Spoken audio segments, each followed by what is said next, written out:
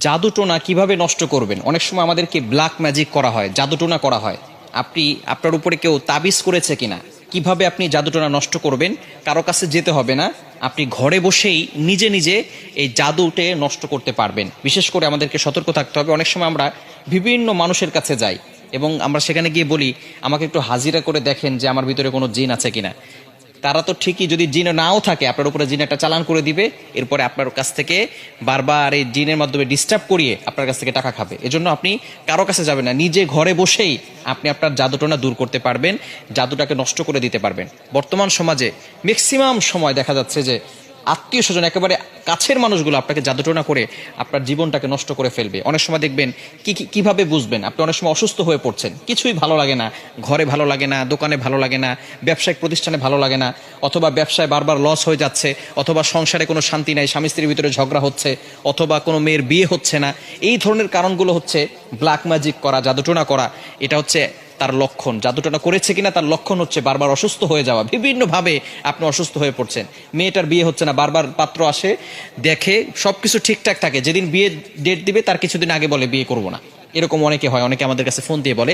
এটা হচ্ছে black magic, জাদুটোনার একটি অন্যতম লক্ষণ। এরকম লক্ষণ যদি আপনার ভিতরে থেকে থাকে, তাহলে আপনি জাদুটোনা কিভাবে নষ্ট করবেন আজকে বলে দিব। আপনারা খুব সুন্দর করে প্র্যাকটিক্যালি দেখাবো ইনশাল্লাহ।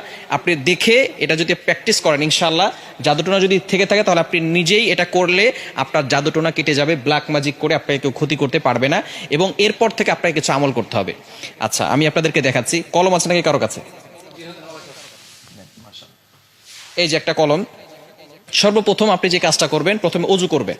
অজু করে আপনি সূরাতুল ফাতিহা একবার পড়বেন, সূরা ফালাক একবার পড়বেন, সূরা নাস একবার পড়বেন, সূরা ইখলাস একবার পড়বেন। এরপরে আয়াতুল কুরসি পড়বেন। প্রথমে সূরা ফাতিহা একবার, এরপরে সূরা ফালাক একবার, সূরা নাস একবার, এরপরে সূরা ইখলাস একবার, আয়াতুল কুরসি একবার। এটা পড়ার পরে এরপরে আপনি একটা চেয়ারে বসবেন। অজু অবস্থায়, পবিত্র অবস্থায় চেয়ারে বসবেন। মনে রাখবেন, কোরআনের ভিতরে আল্লাহ তাআলা শেফা দিয়েছেন। আল্লাহ তাআলা নিজেই বলে দিয়েছেন 15 নম্বর পারা 9 নম্বর পৃষ্ঠার 2 নম্বর লাইন, সূরা বানী ইসরাঈলের 82 নম্বর আয়াতে আল্লাহ তাআলা বলছেন, ওয়া নুনাজ্জিলু মিনাল কুরআন মা হুয়া শিফাউ ওয়া রাহমাতুল লিল মুমিনিন। আমি আল্লাহ তাআলা মুমিনদের জন্য কোরআনটা শেফা স্বরূপ নাজিল করে দিয়েছি। প্রথমে আপনি বসবেন একটা চেয়ারের উপরে, পবিত্র হয়ে, অজু করে পবিত্র হয়ে তারপরে বসবেন। বসার পরে একবার সূরা ফাতিহা পড়বেন, এরপরে আপনি সূরা ইখলাস, সূরা ফালাক, সূরা নাস পড়বেন, এরপর আয়াতুল কুরসি পড়বেন। এরপরে আপনি 7 বার সূরা ফাতিহা পড়তে হবে আউযুবিল্লাহ বিসমিল্লাহ সহকারে। এই যে একটা ছুরি নেবেন ডান হাতে, এটা আমি পেন দিয়ে দেখাচ্ছি, আপনি একটা ছুরি নেবেন।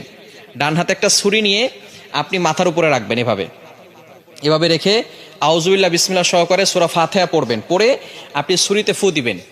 ছুরিতে ফু দেওয়ার পরে এরপরে ছুরিটা শরীরের সাথে টাচ করবেন না। টাচ না করে আপনি একেবারে সোজা কপাল থেকে নাক বরাবর, বুক বরাবর, 2 পায়ের মাঝখানে রাখবেন। আপনি বসে আছেন, বসে থাকার পরে আপনি একটা ছুরি হাতে নেবেন।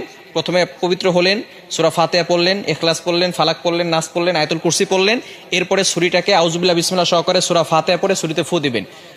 ফু দিয়ে এরপরে ছুরিটা এভাবে নেবেন, সোজা, টাচ করবেন না, শরীরের সাথে টাচ না করে সোজা আপনি নিজে 2 পায়ের মাঝখানে রাখবেন। বুঝা গেছে? এভাবে একবার করলেন। আবারও আউযুবিল্লাহ বিসমিল্লাহ সহকারে সূরা ফাতিহা পড়বেন, শুধু সূরা ফাতিহা পড়ে ছুরিতে ফু দিবেন। ফু দিয়ে আপনি এটাকে সোজা নিয়ে যাবেন ইনশাআল্লাহ। এভাবে 7 বার করলে যদি কেউ আপনাকে ব্ল্যাক ম্যাজিক করে, জাদুটোনা করে, সেহের করে, তাহলে আপনার সেটা কেটে যাবে, আর কোনো সমস্যা হবে না। এরপর থেকে আপনাকে যাতে করে আর কেউ জাদু করতে না পারে, মাস্ট বি আপনাকে 5 ওয়াক্ত নামাজ পড়তে হবে। এবং কেউ যাতে করে জাদু করে, তাবিজ করে আপনাকে কোনো ক্ষতি করতে না পারে, 5 ওয়াক্ত নামাজ পড়ে আয়াতুল কুরসি, 4 কুল, সূরা বাকারা শেষ 2 আয়াত, এগুলো পড়ে বুকে ফু দিবেন এবং হাতে ফু দিয়ে পুরো শরীরকে মাসাজ করে দিবেন। ইনশাআল্লাহ আপনার শরীর বন্ধ থাকবে, এবং রাতের বেলা ঘুমানোর সময় ওযু করে ঘুমাবেন, এই আমল করে শরীর বন্ধ করে ঘুমাবেন। ইনশাআল্লাহ দুনিয়ার কোনো শক্তি আপনাকে কোনো ক্ষতি করতে পারবে না। আল্লাহ তাআলা আপনাকে প্রটেক্ট করবেন, আল্লাহ তাআলা আপনাকে হেফাজত করবেন। দুনিয়ার দুষ্ট জিন বলেন, মানুষ শয়তান বলেন, জিন শয়তান বলেন, সকল ধরনের দুষ্টমি থেকে এবং দুষ্ট জিন থেকে আল্লাহ তাআলা আপনাকে হেফাজত করবেন। আল্লাহ তাআলা আমাদের সকলকে এটা সুন্দরভাবে বুঝে আমল করার তৌফিক দান করেন।